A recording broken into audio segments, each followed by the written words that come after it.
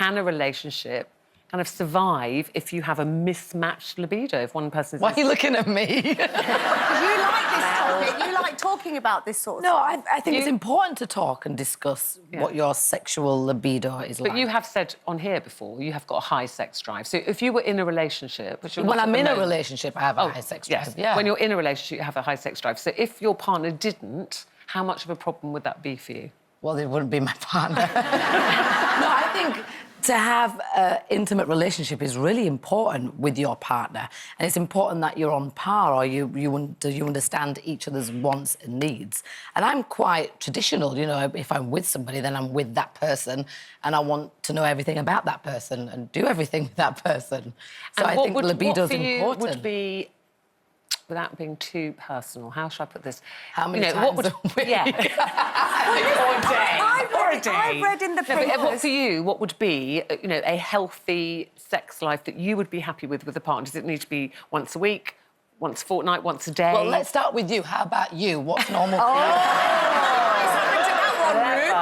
I would say it doesn't matter. I don't think you should be quantifying it and comparing it to other people. Good answer, Ruth. Good answer.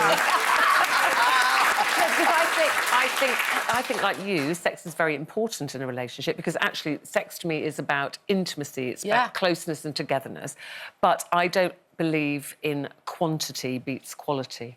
I think there's only a problem if you're mismatched. So if one wants sex more than the other, then you've got a problem.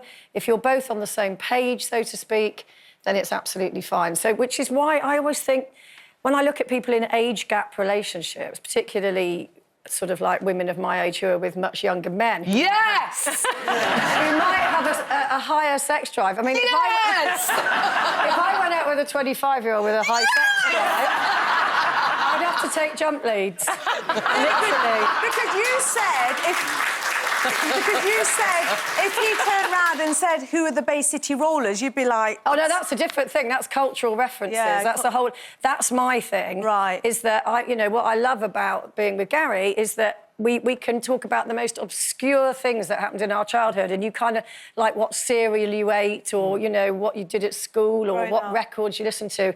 If I sat there and someone went, sorry, the Bay City what? It would be over. See you later. But listen, going back to you... going back to you, I was going to just say this, going back to you, I read in the papers that there's a lot about you in the papers at the moment, and I think this is your chance to clear it up. What you're talking about, this whole lot of sex that you're doing, is this... in your relationship, have you got sex addiction? Are you addicted to sex? No. I mean, the thing is, sex addiction, if you actually look at what that means, it means you eat, breathe and think sex constantly. So if I was to walk from here to my dressing room, I would be thinking about grabbing this person, grabbing that. That's a sex addiction, and you go through with it. You haven't got that. And it doesn't matter whether it affects your career, your relationship... It's all right, sir, don't worry, she's not got it. I mean, it actually is a really bad problem. That one of my friends actually does have a sex addiction, and he constantly has to be either doing sex or watching sex or thinking about sex. Oh, gosh. So on that realm, no, I'm not a sex addict, but I'm very much open to talking about sex and having sex with one person. You've got a big drive. All right, we've already discovered that. Within a relationship... So no, I'm not a sex addict or a drug addict or an alcoholic, just for the record. Well done.